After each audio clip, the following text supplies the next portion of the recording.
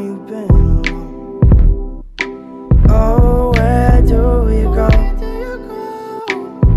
In your head, when in the real world is snow.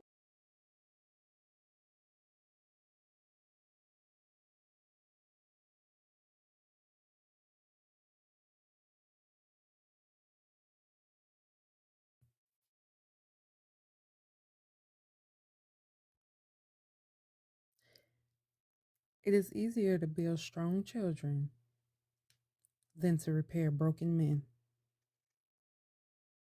Hey guys, welcome back to my channel, Peaceably. I'm Lee. If this is your first or second time checking out one of my videos, thank you. I appreciate it. This is my podcast where I discuss um surviving narcissistic abuse and also sharing my stories and pretty much here to help other people who may be going through this thing that feel like they have no way out of it. Today I want to talk about the broken child. I feel like this is a subject that has to be talked about before I get into anything else, because a lot of times I think, because I know I didn't know. A lot of times we um fall, run into, however you want to describe it, or we attract these type of people in our lives because we're adults, but inside of us is a child. And most of the time it's a broken child.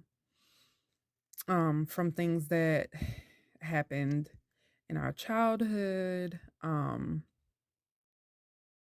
things that you remember and you don't remember from your childhood. And I say that because a lot of things were repressed memories for me from my childhood. I didn't even notice that I had like put a lot of things that happened to me and affected me that were traumatizing to me as a child. I had stuffed it down somewhere in oblivion and tried to make it disappear. But you know what's funny is when you do therapy, when you start to do the work on yourself, you start remembering those things. They come up like like an old movie that you haven't seen in years, and you're like, oh, I forgot about this movie, or I didn't remember these certain parts in the movie. Um, so yeah, in this podcast, I want to talk about the broken child. Um, I remember when I was a child, um, was very hot headed, and now that I'm older, I'm like, why in the world was I so hot headed? But when you learn more about trauma from your childhood and things that we go through, like being bullied and stuff like that, you start to understand as an adult, what it does to you as a child. Um, your inner child is broken. And nobody teaches you. It's not like they teach this in school. Hey, if you don't fix the broken pieces of you, if you don't fix your inner child, if you don't heal your inner child, you're going to bring that with you into your teenage years, and then you're going to bring it with you into your adult years. Um, for me, I knew I always had to run away. I'm going to call it the runaway spirit. I had this runaway spirit. And as a child, as a teenager, and also as an adult. When I was a child, I remember got in trouble, and the first thing I wanted to do was get away. So I remember, and I know my mom, we we would laugh about this story. I actually packed me a bag, and got my pajamas and my slippers and whatever else, my toy, and I'm out of here. I don't have to deal with this. I don't have to deal. No, I don't have to deal with it. That's how I felt. And I actually left the house and went to the bus stop. I think my mom said I went to the neighbor, then I went to the bus stop. Funny, because that carried on into my adulthood. So when I was a teenager, growing up where I'm from, and I'm not gonna disclose where I'm from, not at this point in my podcast, because I really want to get my story out there before I disclose all of that, because I really have to protect myself at all costs. So I hope everybody understands that. Um Coming up where I came from, it was rough for me. And people treated me not good cuz I was different apparently. But you never know you're different until people really start letting you know that you're different. You know what I'm saying? Um I can remember when I went to, let's see, I think sixth or no, seventh grade, because I graduated sixth grade, went to seventh grade. I didn't know I was different until I went to my junior high school. I didn't know I was different. I thought I was just like every regular kid. I was a nerd. you know, I, I'll just, a lot of things that the kids that I went to school with at that time were doing, I wasn't, and I didn't understand a lot of things they were doing. So when I got there, I'm thinking, hey, I'll make some friends, everything will be cool, it's gonna be great. When I got there, my first day of school was terrible.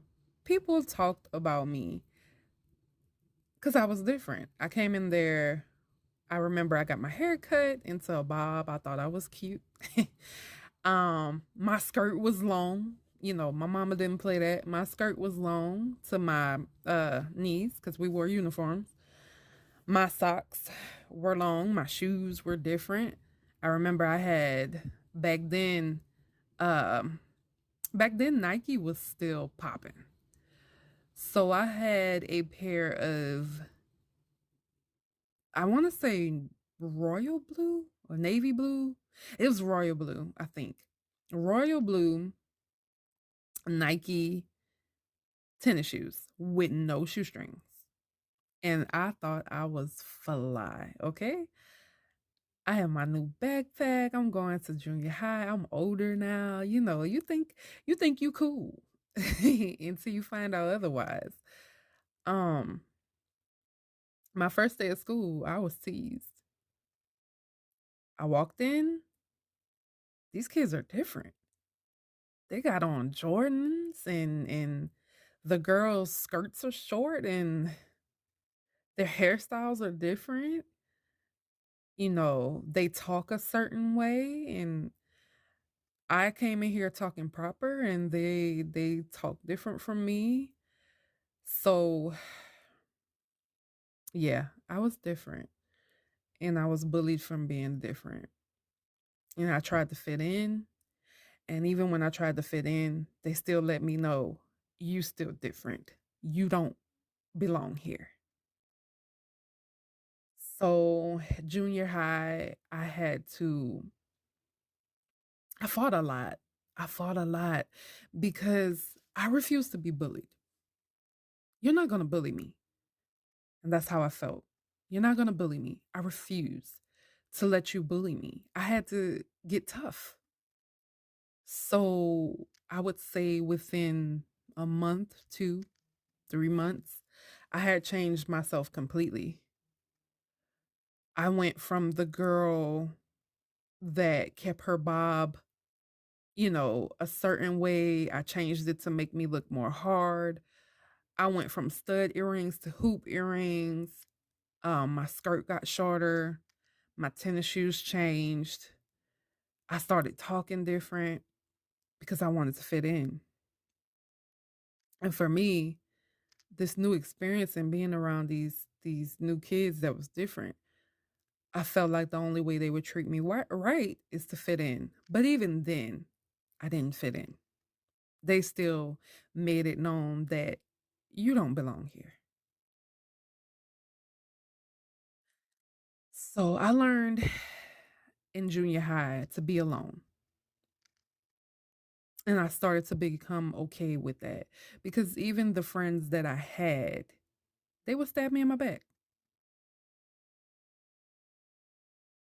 They would stab me in my back. And I just growing up, before going to junior high, I knew how to be a good friend to people. The school that I went to, I made friends. I was friends with my entire class, even people in the other class next to us.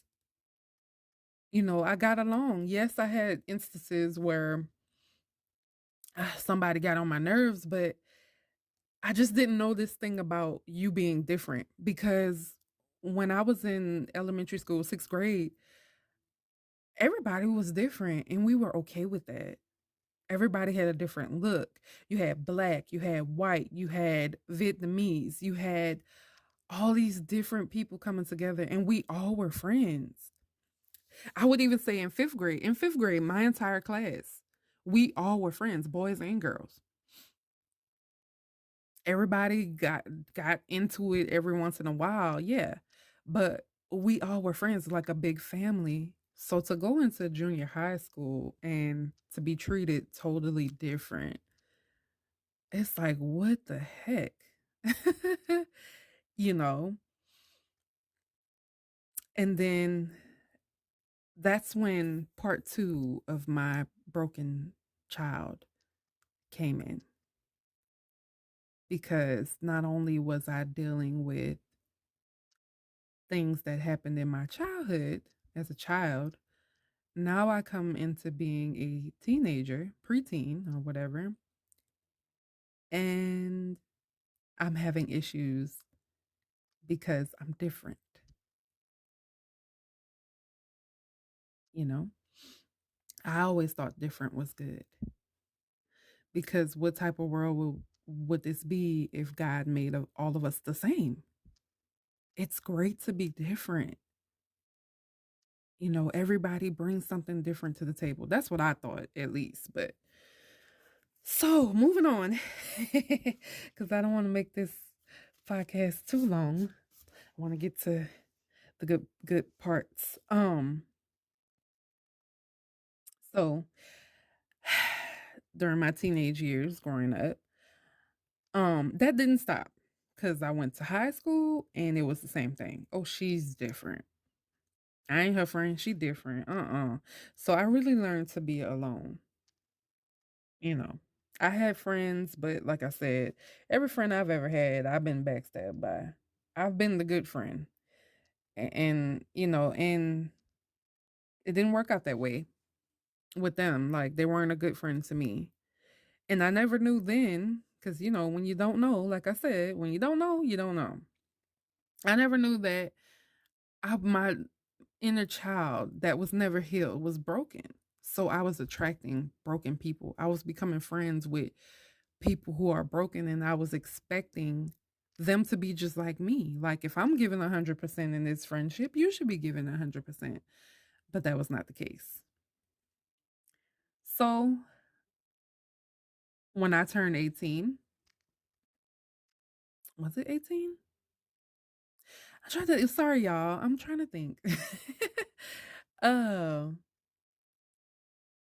I knew I wanted to get away from that place where that I was born.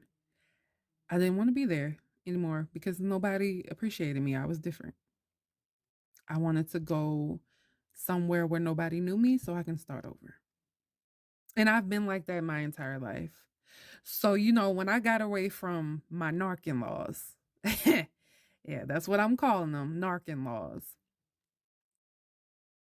I wanted to, the whole entire time, that's when I was around them, that's all I could think. I want to get away. I want to go somewhere where nobody knows me so I can start over. And I got my chance. But back to what I was saying, the broken child. My entire life, um, I always question why every friend or family member or whatever, we'll just go with friends.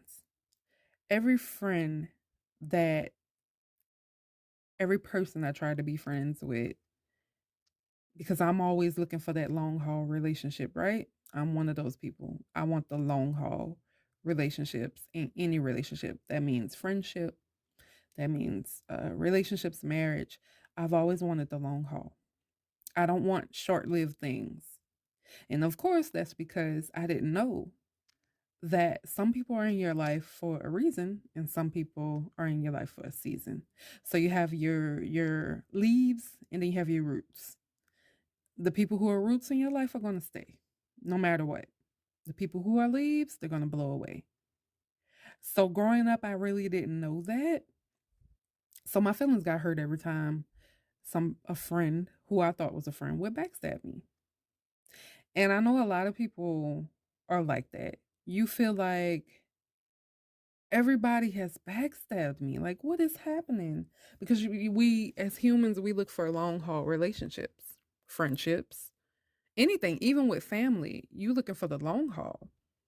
We supposed to ride this out till we die. You know, that's how you feel until you learn life's lesson that you got roots to your tree and you got leaves. And once you start accepting that, then it won't hurt as bad. And you'll be able to move forward. Forward. Kind of said that funny. You'll be able to move forward. Um, so me, my entire life, I have been running into broken people, being friends with broken people. And that's kind of how I fell into the rabbit hole. And that's what I'm going to call it. I fell into the box of my narc laws. So I found a broken boy and I fell in love. It's one of my favorite titles. Found a broken boy and I fell in love. I moved to another state. Because, like I said, I wanted to get away from uh, where I was born. So I moved to another state. I'm one of the people where I I move on quickly. You know, I people are replaceable. That's how I felt because they were replacing me. So I felt like people were replaceable. So I moved to another state. I get my fresh start, right? Um I said to myself, I don't want a relationship because I had came out of one that was like 5 years long.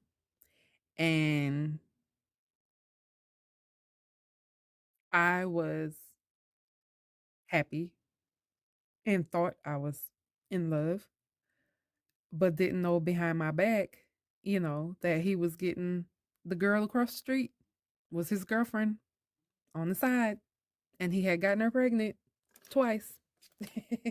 And she lost her babies. Um, I'm not laughing at that part. That's not funny. I will never laugh at a woman losing her babies. What I'm laughing at is how much I couldn't see anything. But when me and her came face to face one day, I just knew something was up because the pain and hurt in her eyes when she looked at me, and I'm like, well, I'm thinking to myself, I didn't do anything to her. Why is she looking at me like that? Oh, but I found out. I found out. So when I moved to the next state, we had discussed getting back together. Remember, I'm still that broken girl. So, being a broken girl, I have given people more chances than they deserve. And I can be honest about that. And I know a lot of you who are listening in probably have done the same thing. You've given people more chances than what they deserve.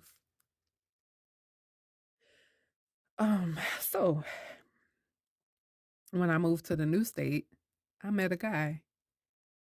We started dating. Um, and it was different. We would talk on the phone for hours, and it was great. It was different. The crazy part is I had heard so many stories about his family, that they were mean and, you know, all types of things. And I'm like, in my mind, I'm like, what does that have to do with me? That doesn't have anything to do with me. If I'm dating him, you know, what they do is their business. But see, that's when I was naive and didn't know any better, because then I married this guy. You always think, oh, his family or her family, whoever you marry, they're out of our business. This doesn't have anything to do with them. But when you get married, you take on everybody. And I was young and I didn't know better. So, young and naive, married this guy. Nobody ever taught me to pay attention to the family. You need to see what type of relationship that person has with their family. And see, one thing people always say is make sure you watch and see um how, say, for men, for a woman marrying a man, make sure you watch and see how he treats his mother, right? But they never tell you to make sure you watch and see how his mother treats him. Matter of fact, make sure you watch and see how his entire family treats him. Nobody ever teaches you that. No one ever teaches you that. So, family secrets that lie into the family that my husband comes from, they hit me all at once.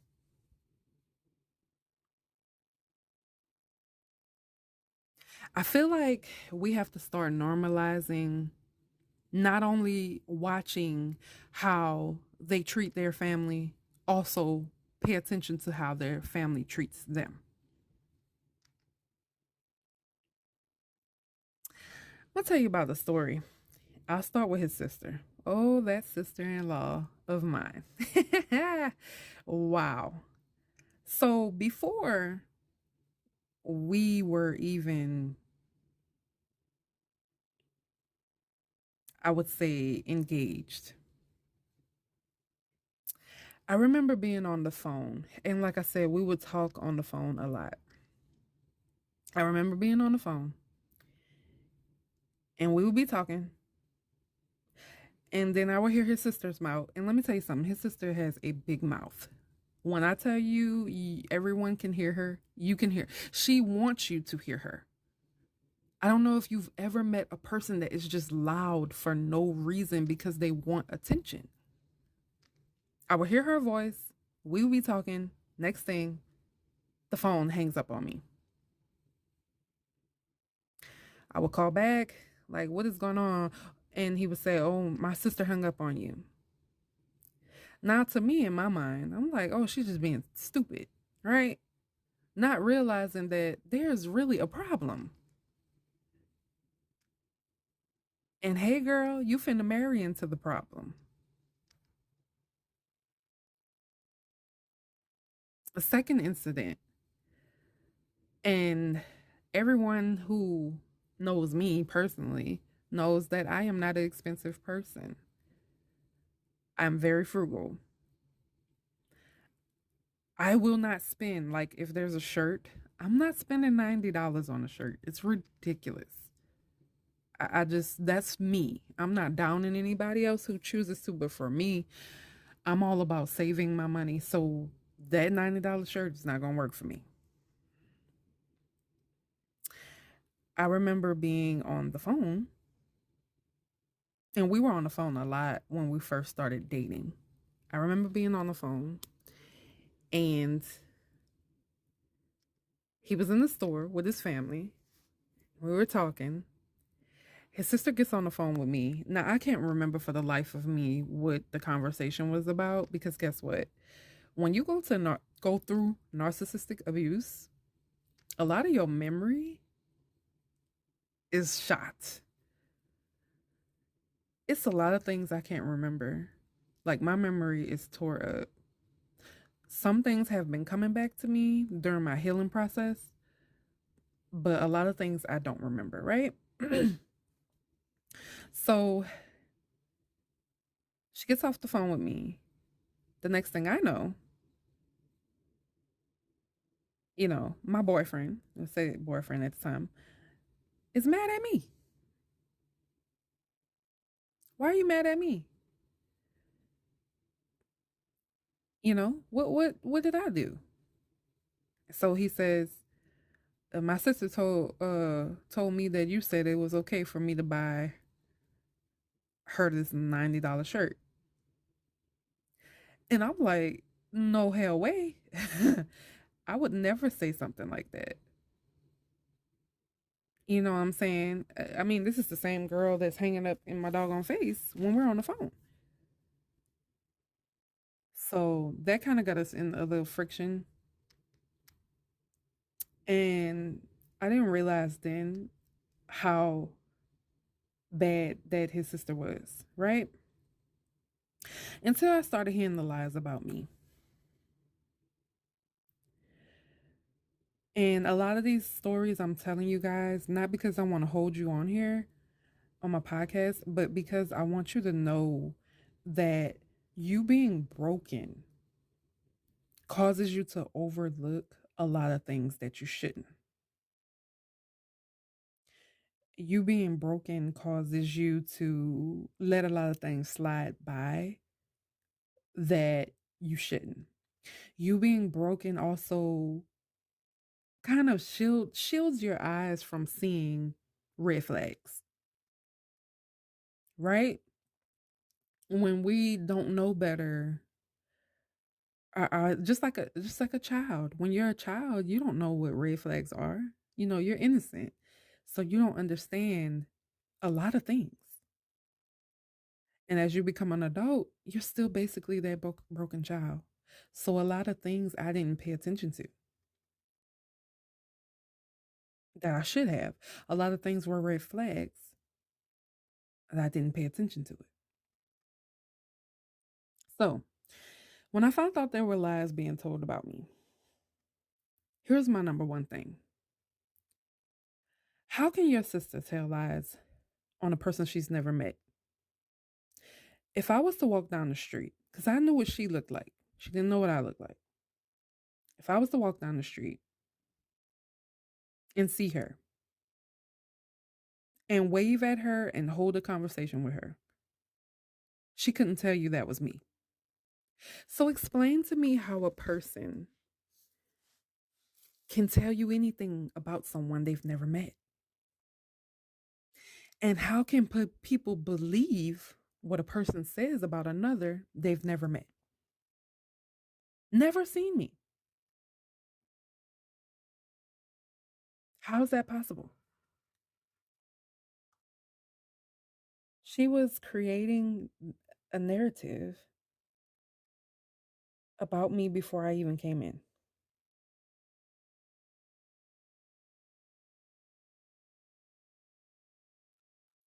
And telling people bad things about me, but she didn't even know me. She didn't know me from a pan of cake. Oh Lord, a pan of cake. I'm keeping this. See, I told you, even if I mess up in the podcast, I'm keeping it in here. I'm just gonna fix it. It's not a pan of paint. It's a can of paint. Bear with me, y'all. She didn't know me from a can of paint. And I know a lot of you are going through that. People are trying to create a narrative. People are trying to spread rumors about you that know nothing about you. They have not even sat down and tried to get to know you. But when a person feels threatened, when a person feels threatened, this is what they do. I gotta make people think that you're a bad guy before you even step in.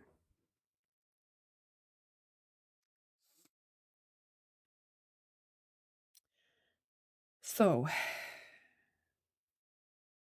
her creating these rumors about me caused a lot of friction that I didn't understand because to be honest with you, before I found out that she was spreading rumors about me and these lies about me, I started noticing people who hadn't really even met me yet had already had a notion about me. And I'm talking about people in my husband's family and people at my husband's church. And that's another story for another time because, yes, my narc in laws are religious narcs. Oh, yeah. I know y'all have heard a lot about the religious narcs. Oh, there's a lot of narcissistic people in the church. Let me tell you, honey, don't think just because you're going to a church that you're covered. There are a lot of narcissistic people in the church, and most of them stay in the church. They go to church from Monday to Sunday, and they use God as their crutch so that they can continue to abuse people and get away with it.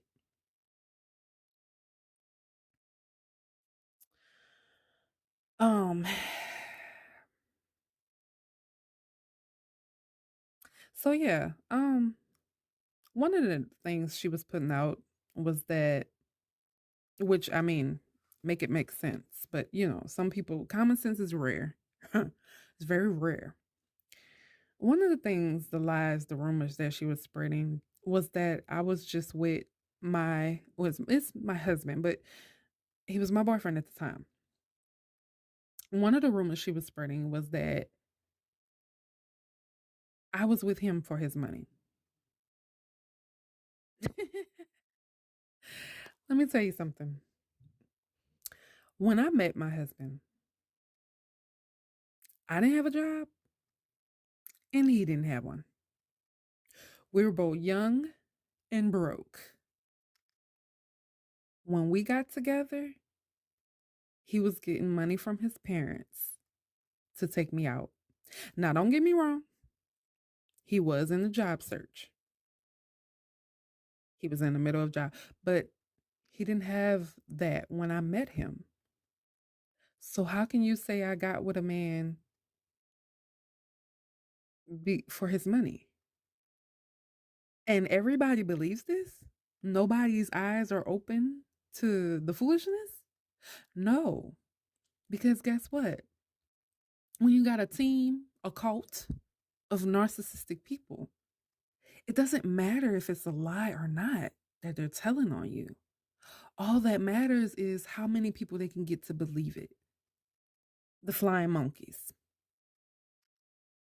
the dumb flying monkeys. I call them dumb because they will see the truth, they will know the truth, and they'll still believe the lies. I remember one situation because we moved into our house. Yes, my boyfriend at the time became my fiance. Um, Matter of fact, we got a house first. So we got a house first. Then he asked me to marry him. He got a job, got a house. He asked me to marry him. So we lived in our house. We were in the house.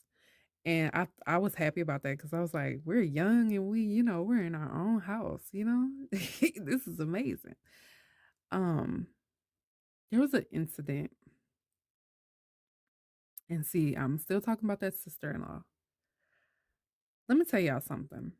Pay attention. Pay attention to everything that a person does. Because once I found out and started studying and learning about narcissism, it's a lot of things that were red flags that I was like, oh my gosh, this is true. This is what happened to me. And this is, man, when I started, and like I said, I found out about narcissism through YouTube. Is one day I was like, I'm just gonna watch YouTube. I'll find something, and narcissism popped up. And I was like, what's narcissism? I had heard about it before, but I never looked into it. So I go online and I pull up narcissism, watching some videos, and I was stunned because everything that that person was saying was everything that I was going through. And I'm starting off with his sister because she's the one that has started it all for me. From the walking in the room and not acknowledging I'm there, speaking to everybody and not speaking to me is what I mean by not acknowledging that I'm there. Talking about me in front of me without me even knowing. Like there's this one thing. And when I came into the family, I was not a big girl. But see, to try to make you feel like crap, I'll say anything, right? So she had this thing where she would constantly say, big girl, big girl, big girl, just out the blue. And I'm like, who is she talking about? She must be in her phone or something. I'm in the clouds. I don't really know what's going on. You can't be talking to me because I'm not a big girl, right? A fat girl or whatever. Oh, I found out she was talking about me. Let me tell you how. So I started school, went to dental school, started school, and I don't remember what happened that day, but I'm already mad. I'm already in a beefy mood. I don't want to be at school. I want to go home. I get this long text message to my phone from her. Now, how did you get my number? That was the question. I found out later that my in laws, you know, you already know. I don't even have to say it. She gets my number. She sends this file text message that apparently she sent to my husband before she sent it to me. Because in the text message, she's talking to him, right? But it's about me. And in the message, and why I'm talking about this, it said big girl. Oh, I was already heated. That pissed me off because now I'm like, oh, now I know who she's talking about. She's been talking about me all this time. Are you kidding? It was one of them days. So it was a meeting called after I left from school. It was a meeting called and went to my in law's house. Now, I'm still that hot-headed kid. I didn't stop being hot-headed until I had my first child, and then my anger started to subside, a lot. I started to know that I have to be here for my children. I can't be making decisions that'll cause me to land in jail, right? Still not knowing that my inner child needed to be healed. I thought I was healed. I did. I thought I was healed. I was not. Because this girl was able to get my goat. And I don't know if y'all ever heard of that before, but my old therapist, love her to death. I'm not going to say her name. Um, she would say, stop letting people get your goat. I'm like, what does that mean?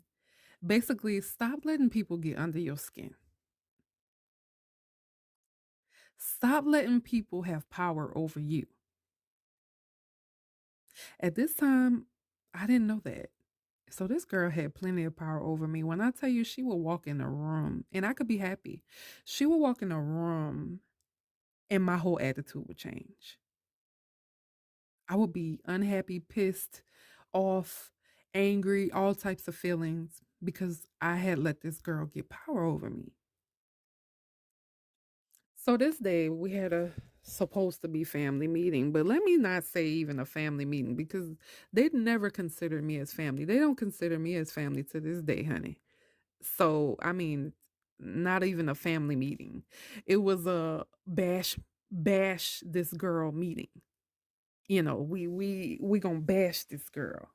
We gonna, she out of here type of meeting. It was a gaslighting meeting. It was to gas me up so that they could say, see, I told you. I told you how she is. She's crazy. So go to the house. I'm already heated. Um, when I was younger, and still to this day, one of the things I feel is very disrespectful. If you're gonna have a conversation with someone, you should always meet them where they are. And when I say that, I mean give them the same respect. So I'm sitting down, because she's sitting down, right? Because I want to know why the hell you sent me this disrespectful message. I've never done anything to you. I don't know you like that. For you to even have all this animosity and stuff towards me and all these lies you telling on me. You don't even know me. You know what I'm saying? So we get there, and I don't remember if it was my mother-in-law or my father-in-law was like, okay, let's have this discussion. And my boyfriend's there. Oh, was he my feet? I don't remember. See, that's what I'm talking about. When you go through this type of abuse, you forget some things, because I can't even remember if he was I think it was my fiance at the time, because we weren't married yet. Yeah, my fiance. Um, Forgive me, guys. I mean, this stuff is real, and a lot of people take it as a joke, but this is serious. Back to what I was saying. We called over there, and we're sitting down. You know, if you're gonna stand up, I'm gonna stand up. If you're gonna sit down, I'm gonna give you the respect that or at least I thought. Where I come from, I was taught you don't talk to people standing up above them. That's disrespectful. So we were sitting, and then once my father-in-law and mother-in-law decided to say, okay, let's have this discussion, she stands up. And she's popping off, honey. She, this and that. And I said calmly, because remember, I'm a hothead. I'm a hothead. I said calmly, I'm going to need you to sit down. Don't stand above me. I'm sitting down. You can sit down. She still ran. I don't have to do nothing. This and that. And I said it again. I said, I'm going to need you to sit down. I looked at her dad and I said, can you tell your daughter to sit down? Because where I come from, that's disrespectful. You're not going to talk above me. You're not going to stand over me. I am an adult just like you're an adult. I'm not a child. So he ignored me, of course, because, that's his baby girl. She can't do no wrong. She's still standing off, popping out the mouth, right? I stand up. When I go to stand up, she loses it. She goes ballistic. She's like, and what are you gonna do? And what are you gonna do? And you're gonna hit me?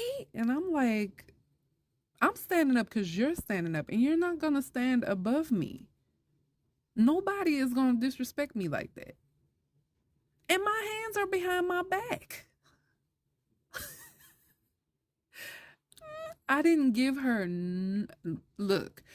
When I stood up, I did just that. I stood up.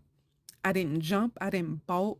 I didn't get up aggressively. I just stood up, because if you're going to stand up, I'm going to stand. I'm going to let you say your piece. Go ahead, say your piece. And when you're done, I'm going to shut it all down, because you're a liar. And that's how I grew up.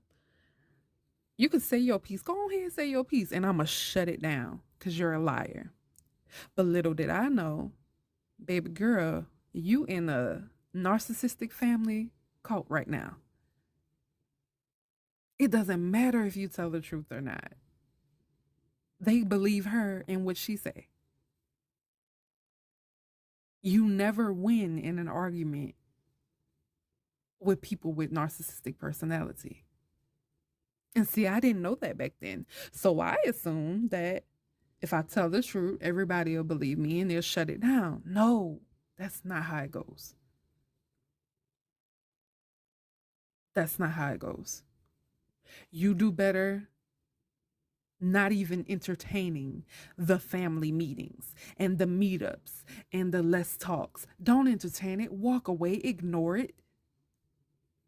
because it's just a way to gaslight you and try to get you to come out of character. That's it. Everybody's already made up their mind.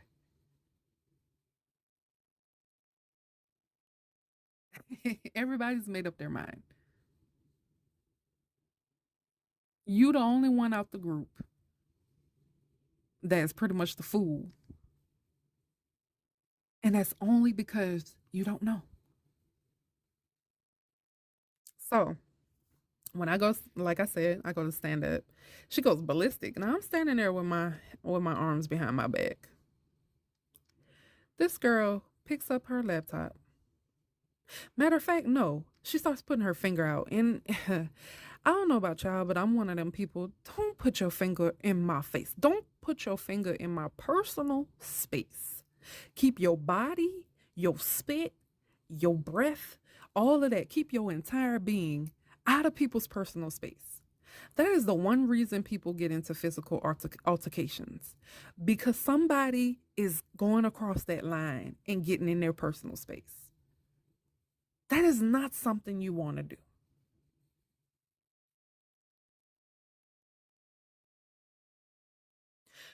Don't ever put yourself, and I'm not saying that you would, but just know, never put yourself in somebody's personal space, especially if y'all having a heated argument, because that right there is what causes physical altercations. Respect each other's space. Matter of fact, don't be arguing with no narcissistic person anyway. People, let it go. Walk away, go no contact. Don't allow them to do you like that. Because their favorite thing to do is gaslight a person. They love it. All you are doing is feeding them. So back to my story. I'm sorry, y'all. I told y'all in my first video I talk a lot. And I'm trying not to make this video long. I'm so sorry. Okay, so back to what I was saying. So she starts doing this finger thing, and I'm like, yo, don't put your finger in my face. Your finger better not touch my face, right? That's just, I'm hot headed at the time, like I said. At that time, I didn't know how to control my anger. So it would have been bad. And I told her, if your finger touches my forehead, because everybody's got this finger thing. Like, what is that? Keep your fingers out of people's face. And people with nails that get the fake nails, they're the main ones I see always putting their fingers. Don't, that's how you get your finger taken off. I told her, I said, if your finger touches my forehead, I am going to mop you all over this house. Once she, and I meant it, it wasn't a threat. Once I said that, she picks up her laptop. And she's like, I'll hit you in the head with the laptop. But see, she didn't know how crazy I was. Back then, like I said, I was hot headed. I don't know why exactly I was so hot headed, but I know it had part to do with my childhood. But I was very hot headed. And I was like a bomb waiting to go off. And I put my head down and said, go ahead and hit me. And I told him, when you hit me, and see, by this time, excuse me, oh my gosh, I done burped. Okay, I can't be perfect. I burped. Excuse me. By this time, uh, my husband's mother jumped in the middle, right? I put my head down. She jumps in the middle and she's holding her daughter back. I put my head down. I said, go ahead and hit me. And I said, when you hit me with the laptop, you better knock me out. Because if I get up, and then she's so loud, what you gonna do? What you gonna do? What you gonna do? And I'm like, oh my gosh, this girl is crazy. She don't want no smoke. Like the young folks say, she don't want no smoke. So go through all of that. I realized then that she didn't want no smoke with me, because if you really wanted to fight me, it would have been done. This was a way just to gaslight me, to get me fired up so that I could go crazy and go out of character. But since I acted so calm, I mean, I was calm even when I told her, go ahead, hit me, hit me. Here's my head, hit me. You better knock me out. I was calm. I was talking to her just like I'm talking right now to you guys. She couldn't get me out of character at that moment. Now, was I mad? Hell yeah, because she was disrespecting me. And another thing that really made me mad was it's another narrative that was put out. I remember when his mom was holding her back, his mom turned and looked at me and said, this will always be his sister, and you can't break their bond. And I remember saying, when did I try to break their bond? I'm sorry, but I'm one of those people. I have a thing where I get irritated when people try to say, "Oh, you broke my bond with my brother or my sister or my family member." Nobody can break your bond with your loved one, your family member, but you and that family member. When she said that, that was another red flag. And of course, I didn't know, so I didn't catch on to it. Right then and there, I should have known something wasn't right. And me, of course, being the person that I am, being an empathetic person, as all of us are, not narcissistic people. I'm talking about the people who are surviving narcissism or the people who are going through it, who are being abused by narcissistic people. We always feel like we have to explain ourselves.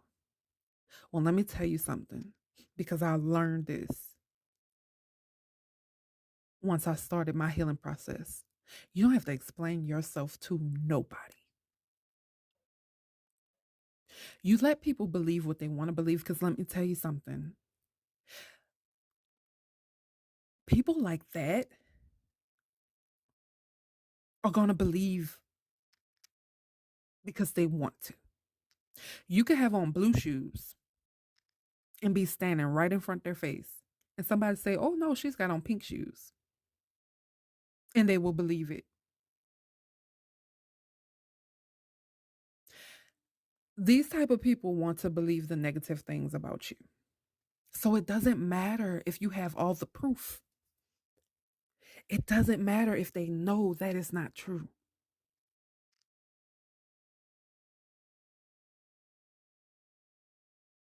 It doesn't matter. So when we sit here and we try to explain ourselves to them, we're wasting our time. Don't ever explain yourself to anybody. You don't have to. Back then, I thought I did. So on that day, I tried to explain, which didn't make sense to me. I tried to explain, no, I'm not here to take your brother. I'm not here to break your bond. But that didn't matter what I said. And it didn't matter if it was the actual truth. Because whatever narrative she put out there, and I used to call it a queen bee of the cult.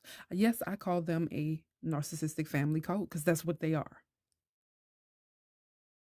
And when you are not part of their cult, when you don't comply, when you are not just like them, they have to get rid of you. Because, see, the thing about a family cult is everybody that comes into it has to be just like them. You can't be different. And I was different. Again, going back to what I said earlier about growing up and getting to the seventh grade, I learned that people don't like different. I was different. Now I'm in my 20s. These people don't like me because I'm different. You don't mesh with this family.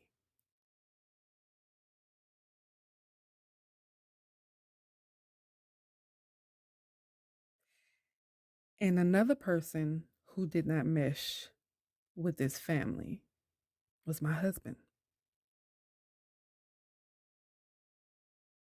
See, before I learned all the things that I know now, and I'm still learning, there's a lot of things that I'm still learning about narcissistic abuse. Something that I didn't know back then was that every child in the family has a role. You have your scapegoat, you have your golden child. I didn't know about these things. My husband was the scapegoat. And I didn't realize, see me being I was so, like I said, I was self-centered.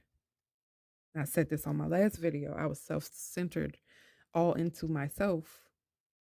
I assumed that they wouldn't treat me bad. But how could you think that when you see the way that they treat their son? Right? So that's what when I said earlier, when we get into relationships and you're talking about marriage, you can't just look at how this man or this woman treats their family. You need to also see how the family treats them.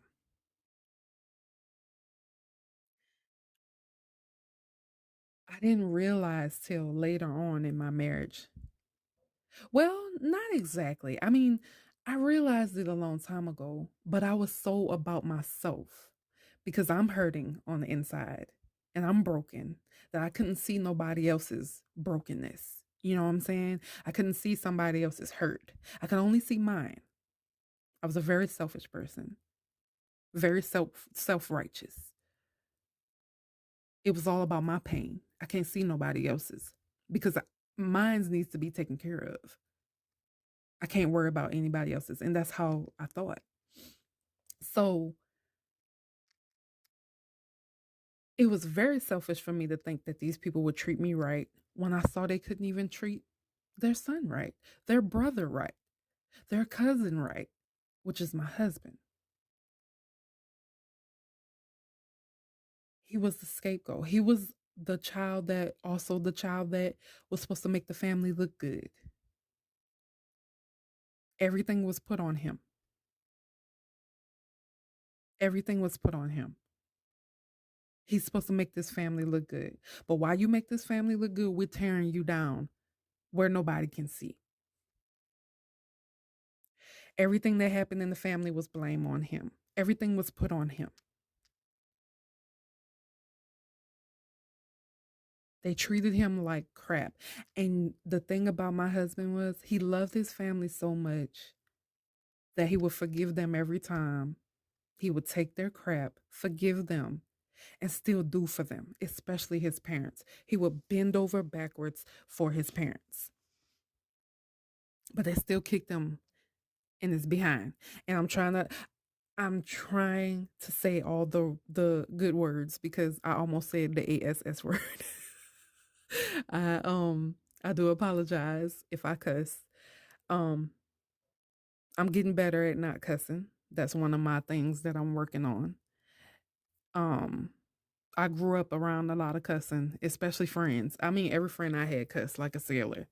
So I'm learning, to talk without cussing.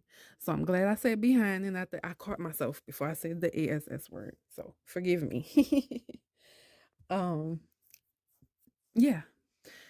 But yeah, like I said, it was very selfish of me. And like I said, my inner child's very broken that I couldn't even see how they were treating my husband. All I cared about was how I was being treated. And I can't believe when I think about it, how I could even think like that back in the day that they would treat me good if they couldn't treat him good. That's crazy. But that is one of the things that has to be fixed. You have to fix your broken child, your broken inner child. If you don't, you're going to fall into a lot of these people's traps. You have to fix it. Even when you get away from narcissistic people. You can fall in line with more because you think just getting away from them is going to fix it. No, you have to fix yourself. You have to heal that little girl or that little boy inside of you. You have to. So that's my story for today. Sorry that it was so long and drawn out. I do apologize.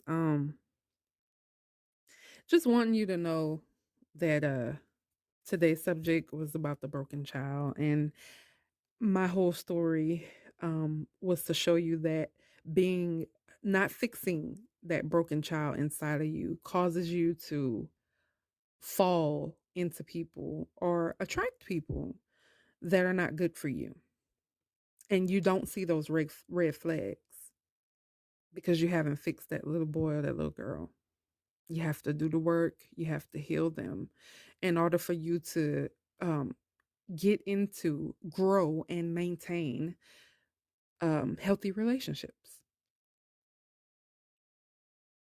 And it's funny because I was broken little girl on the inside, and my husband was a broken little boy on the inside, and we were attracted to each other. And of course, he didn't know. It's just like I didn't know. He didn't even know what narcissism was. I am the one who brought it to the table and was like, "Oh my gosh, I just found out this and listened to this, and this is what we're going through." He didn't even know. If you were to ask him today, he would tell you, "I thought what was happening when I was growing up with my family was normal." He would tell you that, him being the oldest son in the household, he assumed that the pressure was put on him because that's just how it is. I'm the oldest son. And he was always told, "You the oldest, so you have to, you supposed to be the man of the house and you supposed to show the others how to." And it's like, what? Putting all that responsibility, that's not his responsibility. And mind you, his sister is older than him. But they kept everything is his fault. Everything is put on him. But you need to, and you're the man of the house, and you got to show. Why does he have to show somebody who's 20 something years or whatever older than him what she's supposed to be doing in life and how she's supposed to treat people? But like I said, when you're broken on it, you don't know that this is not right. This is foul.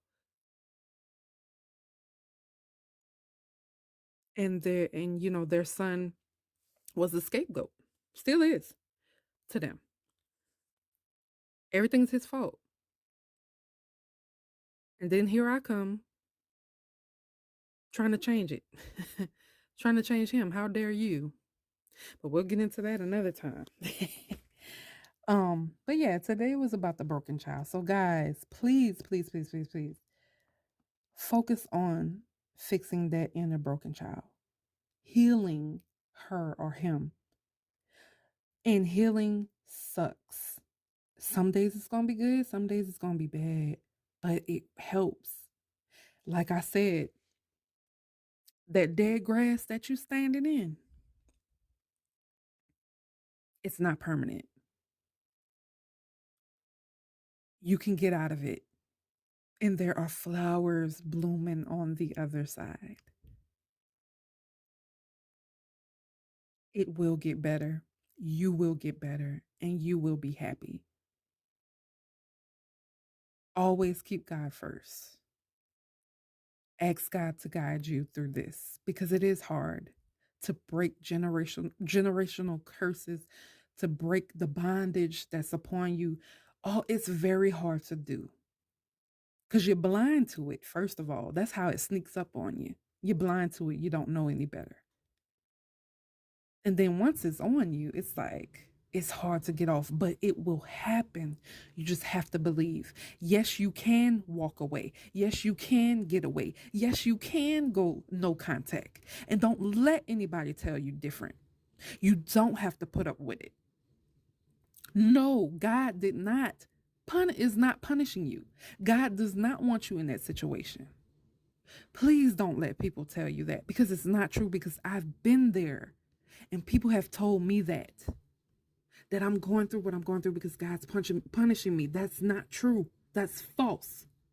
It is not God. It is the other. And I'm not going to speak that name on my channel. It is the other, the opposite of God. Because he knows you are light. You are chosen. You are loved by the Most High.